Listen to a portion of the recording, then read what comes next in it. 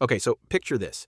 It's 11:47 p.m. on a Tuesday. I'm sitting in my kitchen, the one with the linoleum floor that's been peeling since 2019 because I can't afford to fix it. And I'm staring at my laptop screen like it just told me my dog died. Except my dog didn't die. Something worse happened.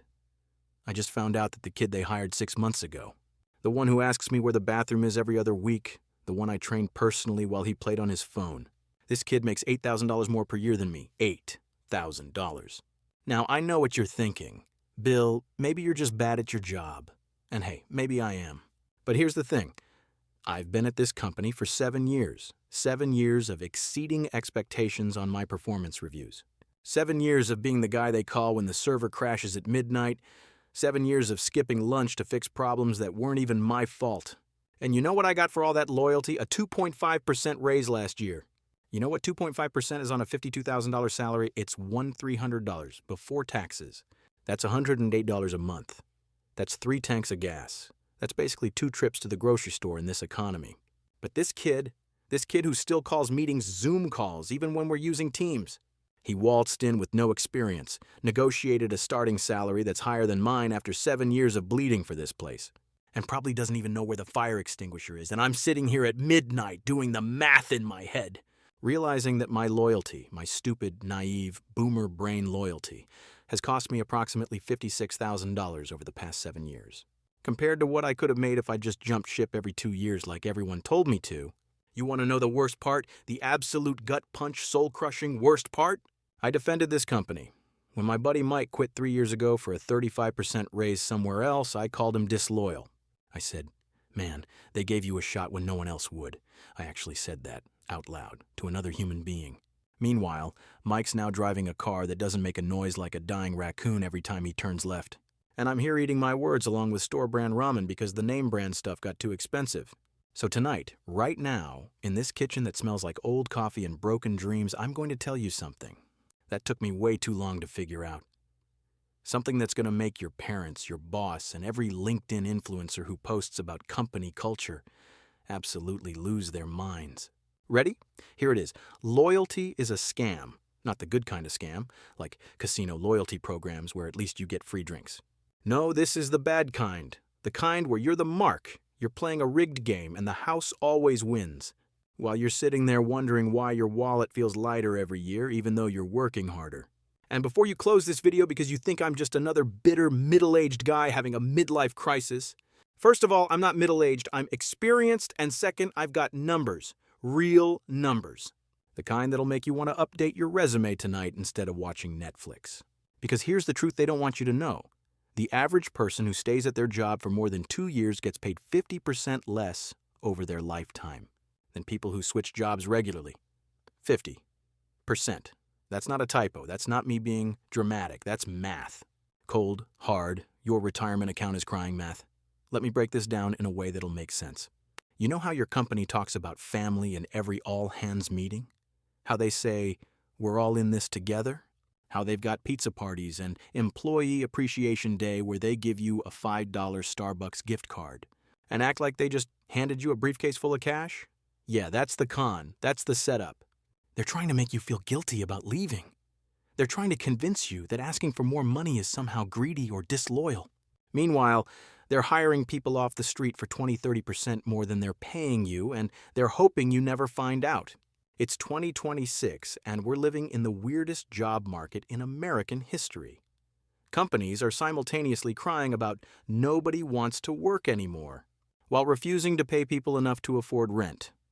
They're posting job listings for entry-level positions that require 5 years of experience and a master's degree, then acting shocked when nobody applies. They're laying off entire departments, giving their CEOs $10 million bonuses, and then sending out company-wide emails about belt-tightening and doing more with less. And through all of this chaos, they've got one consistent message. Be loyal, stay with us, we're a family. But here's what they're not telling you. They're not telling you that when you stay at a job for more than 2 years, you become what HR calls compensation trapped. That's a real term. Look it up. It means you're stuck in a salary band that was determined years ago. And even with raises and promotions, you'll never catch up to the market rate for your skills. They're not telling you that internal promotions typically come with 5–10% raises, while external hires get 20–40% more for doing the same job. They're not telling you that the fastest way to increase your income isn't working harder, it's working somewhere else.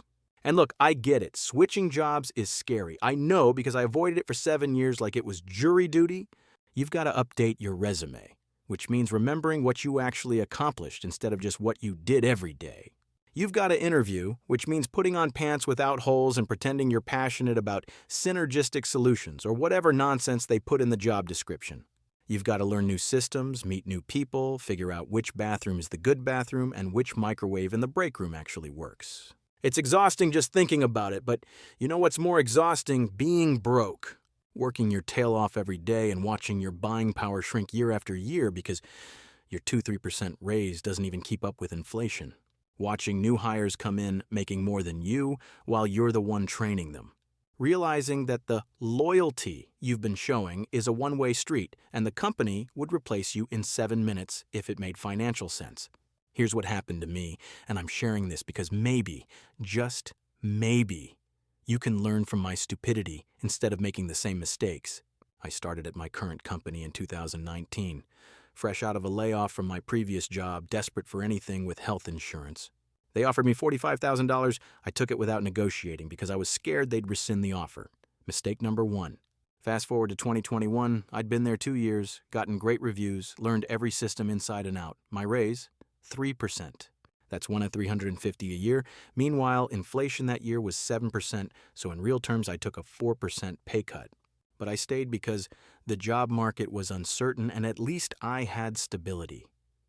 2022 rolls around. Another great review. You're essential to our team, Bill. Raise 2.8%, inflation 6.5%, another real terms pay cut. But hey, they gave me a new title, senior specialist, instead of just specialist. So clearly I was moving up in the world, right? Except the new title didn't come with new responsibilities or new pay beyond that pathetic raise. It was just a word on my email signature. 2023, same story, great review, 2.5% raise, and this is where it gets really fun. This is when they hired the kid I mentioned earlier, the one who makes more than me despite having 0 experience. I found out through pure accident he left his offer letter on the printer, and when I saw that number, something in my brain just broke. Not in a dramatic way. I didn't flip a desk or storm into my boss's office. I just sat there, staring at that piece of paper, doing math in my head. If I had left after 2 years and gotten even a conservative 15% raise somewhere else, I'd be making about $51,750 instead of $47,700. If I'd done it again after another 2 years, with another 15% raise, I'd be at $59,500. Instead, I was at $47,700, having lost approximately $35,000 in cumulative income over those years by being loyal. And that's being conservative. Some people get 25–30% raises when they switch jobs, especially in tech or skilled trades. So here's where the yap comes in, and I'm going to be real with you. This whole system, it's designed to screw you. It's designed to make you feel like wanting more money is greedy, like job hopping is unprofessional, like loyalty is a virtue instead of a financial liability. They want you to stay put because it's cheaper for them. Training costs money. Recruiting costs money. Keeping you around with 2% raises instead of hiring your replacement at market rate. That saves them tens of thousands of dollars per employee per year. And the really messed up part, the part that makes me want to throw my laptop across the room every time I think about it, is that this whole loyalty penalty thing hits the hardest for people who can least afford it. If you're already struggling financially, the thought of switching jobs is terrifying. What if the new place doesn't work out? What if you get laid off during your probation period? What if the benefits aren't as good, so you stay? You stay in a job that's underpaying you, slowly boiling like the frog in that dumb metaphor everyone uses, watching your financial situation get worse year after year while your company posts record profits and your CEO buys his 3rd vacation home. Meanwhile, the people who already have money, who already have a cushion, who can afford to take risks, they're jumping ship every 18–24 months. Negotiating massive raises, building wealth at a rate that makes your head spin, the rich get richer, and the loyal get screwed. That's not me being dramatic, that's just reality in 2026. Now, I know some of you are sitting there thinking, but Bill, what about benefits? What about job security? What about building relationships and institutional knowledge? And those are fair questions. Let me address them one by one because this is important. Benefits. Yes, you might have to switch health insurance plans, or wait a few months before your 401k match kicks in. But if you're getting a 20-30% raise, that more than makes up for any temporary benefit changes. Run the actual numbers. Don't let fear of change keep you in a financially worse position. Job security. This one's my favorite because it's complete nonsense in 2026. There is no job security anymore. None. Zero. Your company can lay you off tomorrow regardless of how long you've been there, or how essential you are. Remember when I said they'd replace you in 7 minutes if it made financial sense? I meant it. Loyalty doesn't protect you from layoffs. If anything, it makes you a target because you're expensive relative to what they could pay someone new. Relationships and institutional knowledge. These are real things and they do have value, but here's the question. How much is that value worth to you in dollars? Is it worth $10,000 a year, $20,000, $50,000? Because that's what your loyalty is costing you. And let me tell you, when you're 55 and looking at your retirement account, those great relationships at your old job aren't going to pay your bills. Here's something else they don't tell you. The job market is weird right now, but it's weird in ways that can work for you if you understand what's happening. Companies are desperate for experienced workers, not entry-level, not fresh graduates. Experienced people who can hit the ground running, that's you. That's your leverage. But that leverage expires the moment you tell them you're already employed and happy where you are. The time to negotiate is when you're the solution to their problem, not when you're comfortable. And I know. Some of you work in small towns where there aren't that many options. Some of you are in industries that don't have a lot of mobility. Some of you have family situations or health issues that make switching jobs genuinely difficult. I'm not saying everyone can or should quit tomorrow. What I'm saying is that the default position in America has become stay at your job and be grateful you have one. And that default position is costing workers hundreds of thousands of dollars over their careers. Let me give you some real numbers from 2026 because maybe seeing the actual data will make this sink in. According to the Bureau of Labor Statistics, the average raise for someone who stays at their job is 3.5%.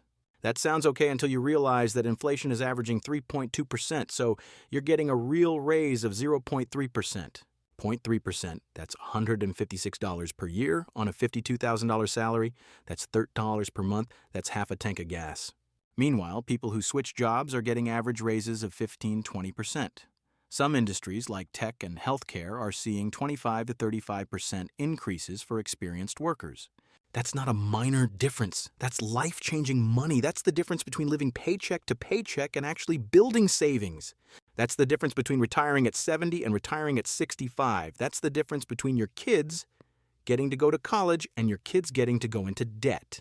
Here's another fun statistic that'll make you want to update your LinkedIn profile right now. The average person who stays at their company for 10 years makes 50% less over that decade than someone who switches jobs every 2-3 years. 50%. Let me put that in real terms.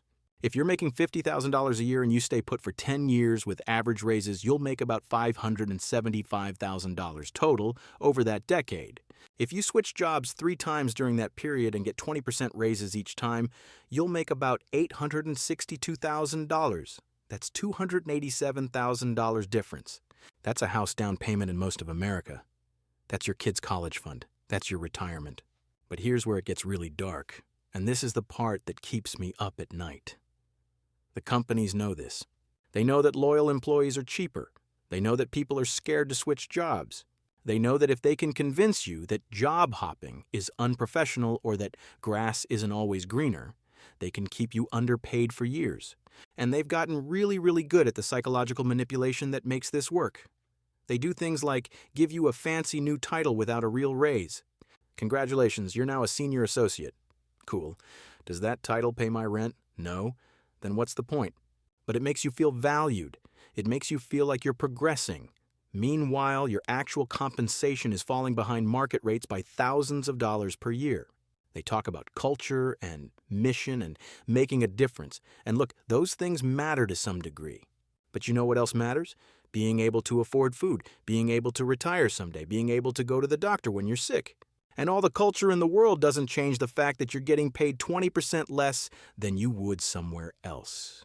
They create career paths and development plans that always seem to have the promotion you want just one more year away. Keep working hard, Bill. We're thinking about you for that management position. Cool. You've been thinking about me for 3 years, while I've been doing the work of that position without the pay. Meanwhile, they hire managers from outside the company for 40% more than they're offering me. And my personal favorite, they make switching jobs sound like a moral failing. Job hoppers aren't committed. Nobody wants to hire someone who doesn't stick around. You need to pay your dues. These are all lies designed to keep you underpaid. The truth is that hiring managers in 2026 understand that smart people switch jobs to increase their income. If anything, staying at one company for 7-10 years makes you look either too comfortable or not ambitious enough. Here's what I wish someone had told me in 2019 when I took that job for $45,000 without negotiating. I wish they'd said, "Bill, every year you stay at this job past 2 years, you're choosing to make less money. Not because you're lazy or unqualified, but because the system is rigged to penalize loyalty. If you want to build wealth, real wealth, not just survival money, you need to treat your career like a business, and yourself like a product that needs to be remarketed every 2-3 years. Would I have listened? Probably not. I was too scared, too conditioned by decades of get a good job and stick with it advice from people who worked in a completely different economy. But maybe you'll listen. Maybe you're smarter than I was. Maybe you'll do the math and realize that being loyal to a company that views you as a line item on a spreadsheet is financial self-sabotage. Now, I can hear some of you getting defensive. But Bill, I love my job. My boss is great. My company treats me well. And hey, maybe that's true. Maybe you're one of the lucky ones working for a company that actually pays market rates and gives real raises and promotes from within fairly. If so, awesome. Stay there. I'm genuinely happy for you, but here's how you know if you're actually getting paid fairly. Go look at job postings for your role at other companies, not just the title, but the actual responsibilities and requirements. Then look at the salary ranges they're posting. In 2026, thanks to new pay transparency laws in several states, more and more companies have to post salary ranges in their job listings. Use that. Compare those numbers to what you're making. If you're within 10% of the top of those ranges, you're probably fine. If you're not, you're being underpaid, period. It doesn't matter how much you love your job or how great your boss is. If someone else would pay you $15,000 more to do the same work, you're being underpaid by $15. And here's the thing about those great bosses and amazing company culture. They don't pay your bills. They don't fund your retirement. They don't help when your car breaks down or your kid needs braces or you get hit with a surprise medical bill. Money does. And while I'm not saying money is the only thing that matters, I am saying that accepting significantly less money because of culture is a luxury that most people can't afford. Let me paint you a picture of what this looks like in real life. It's 2026. You're 35 years old. You've been at your job for 6 years. You started at $48,000. And with your loyal 3% annual raises, you're now making $57,300. Not bad, right? You can pay your bills, you've got a little bit in savings, you're doing okay. Meanwhile, your college roommate has switched jobs 3 times in those same 6 years. Started at $50,000, first switch got her to $62,000. Second switch got her to $80,000, third switch got her to $103,000. She's making almost double what you make. And here's the kicker. She's doing basically the same work you're doing. Same skills, same experience level, same industry.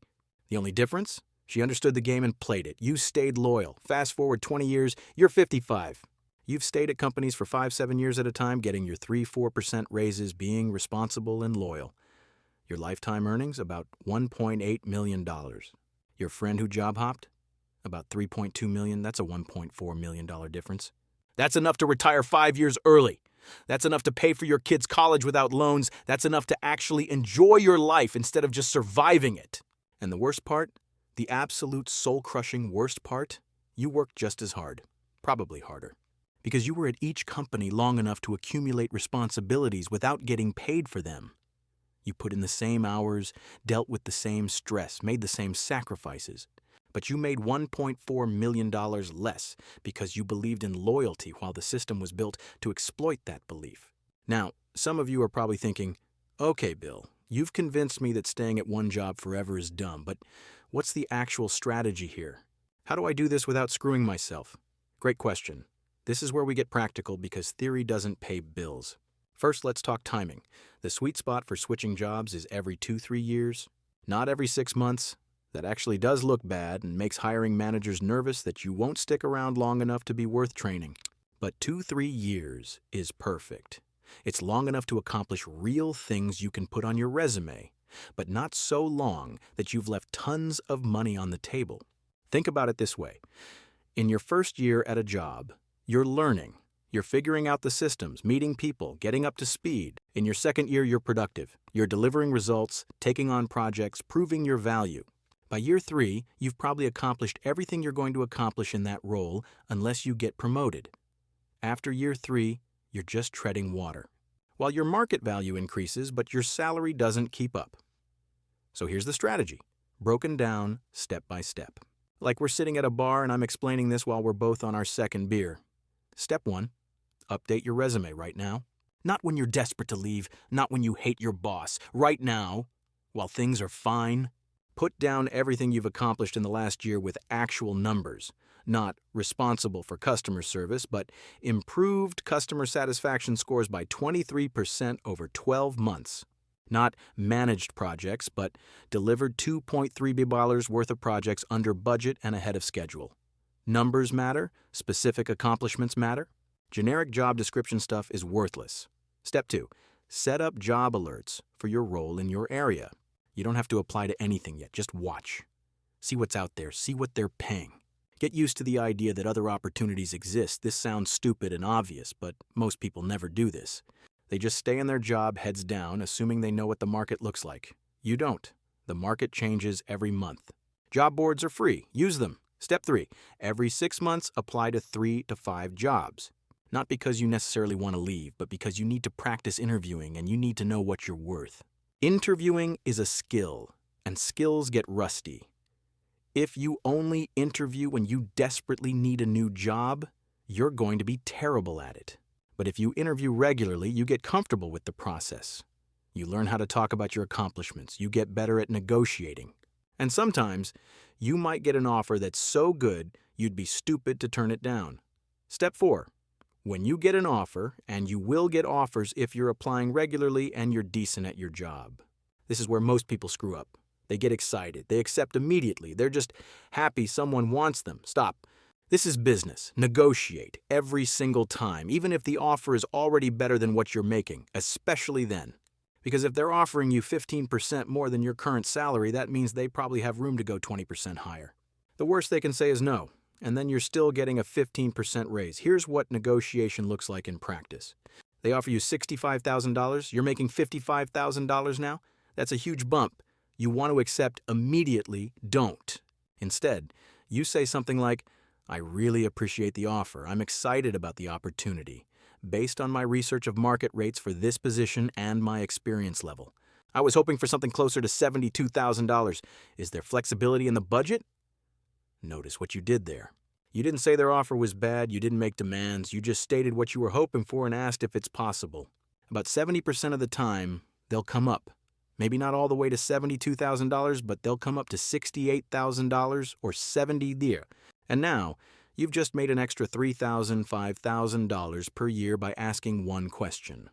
Step 5, once you accept the new job, do great work for 2-3 years. Build relationships, accomplish things, make yourself valuable. But, and this is crucial, never stop being aware of your market value. Never stop watching those job alerts. Never stop interviewing every 6 months, because in 2-3 years, you're going to do this again. Not because you're disloyal or ungrateful, but because that's how you build wealth in 2026. Now, I know what some of you are thinking, but Bill, this sounds exhausting. I don't want to interview every 6 months. I don't want to learn new jobs every 3 years. I just want to do my work and go home. And I get it. I really do. Because I felt the same way for 7 years. But here's what I learned the hard way. You know what's more exhausting than switching jobs every few years? Being broke, stressing about money constantly, working until you're 70 because you can't afford to retire, that's exhausting.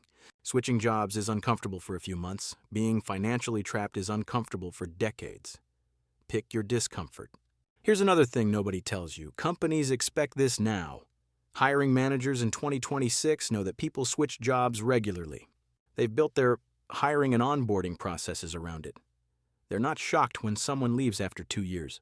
If anything, they're surprised when someone stays for 10. The stigma around job hopping mostly exists in the minds of employees who've been conditioned to believe it's bad. The companies themselves understand that this is how the modern job market works. And look, I'm not saying there aren't downsides to switching jobs frequently. There are.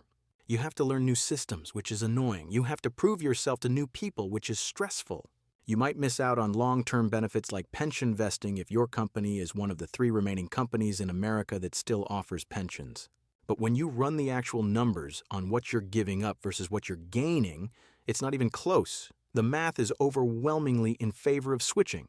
Let me give you one more real example to drive this home. My buddy Tom works in IT. He and I started our careers around the same time. Both making about $45,000. I stayed at my company for 7 years with my loyal raises. Tom switched jobs 4 times in those 7 years. Here's what his trajectory looked like. Job 1, $45,000, stayed 2 years. Job 2, $56,000, 24% raise, stayed 2 years. Job 3, $72,000, 29% raise, stayed 18 months. Job 4, $94,000, 31% raise, stayed 2 years. Job 5, $121,000, 29% raise, current position. Meanwhile, my trajectory. Job 1, $45,000, year 2, $46,350, 3% raise. Year 3, $47,741, 3% raise. Year 4, $49,173, 3% raise. Year 5, $56,448, 3% raise. Year 6, $52,167, 3% raise.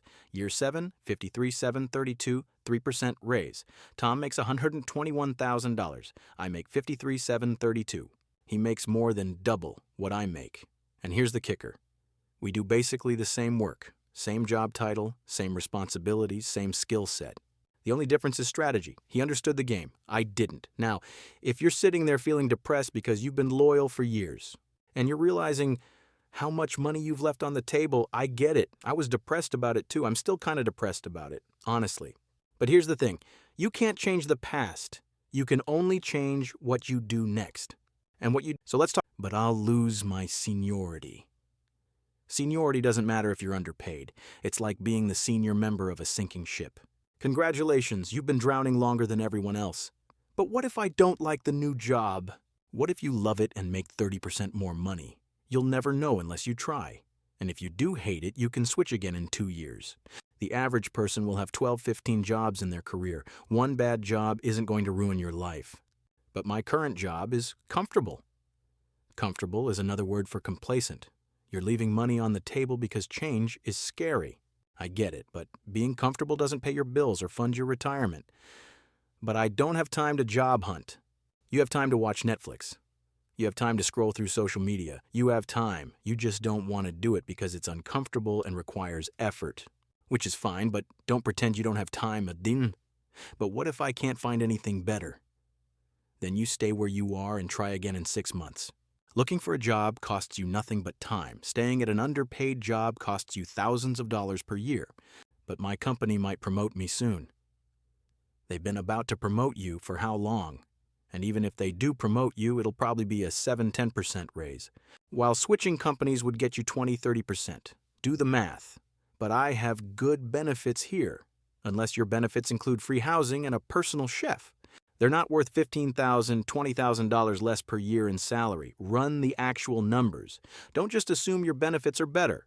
Every single one of these excuses is fear dressed up as logic. I know, because I use them all. And every year I stayed. I got further behind while telling myself I was being smart and responsible. I wasn't. I was being scared, and it was costing me tens of thousands of dollars. Here's the part where I'm going to get really real with you, the part where I risk sounding like I'm having a breakdown in this kitchen at midnight. The American dream, the one where you work hard, stay loyal, and get rewarded, that's dead. It died sometime in the 1990s, but nobody told the workers. We're still operating on this outdated model where loyalty matters and hard work gets rewarded, and if you just keep your head down and do a good job, you'll be taken care of. But corporations don't work that way anymore. They can't. They're beholden to shareholders who demand growth every quarter. They're competing globally with companies that'll replace you with an AI or an offshore worker the second it's cost-effective. They're being run by people who get bonuses based on cutting costs, and guess what the biggest cost is? Payroll. You, me, all of us.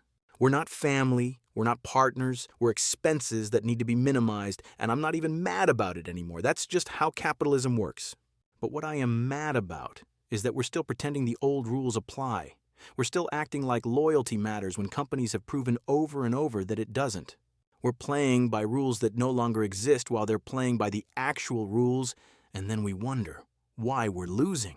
So here's what I'm doing, and what I think you should do too. I'm updating my resume tonight. I'm setting up job alerts tomorrow. And in 2 weeks, when I've had time to practice my interview skills and research market rates, I'm applying to 10 jobs. Not because I hate my current job. I don't really. It's fine, but fine cost me about $20,000 per year compared to what I could make elsewhere.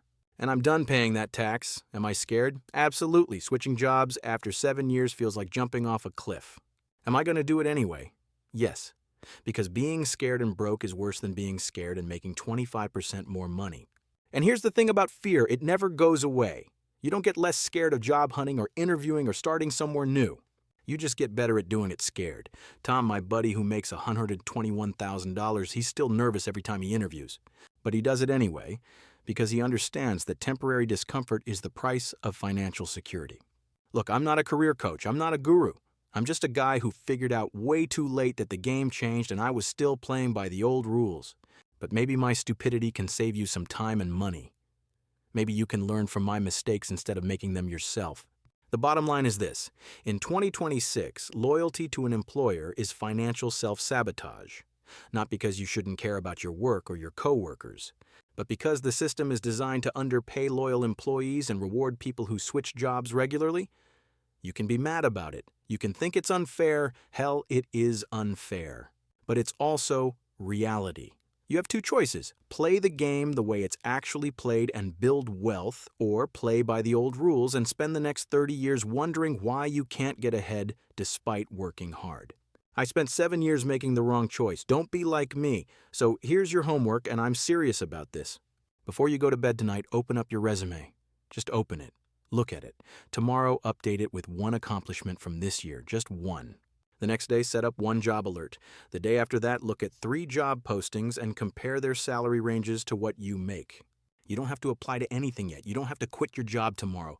Just start treating your career like a business and yourself like a product.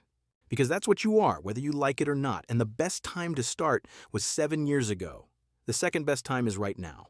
Sitting in your kitchen at midnight realizing that loyalty is a scam and you've been playing yourself,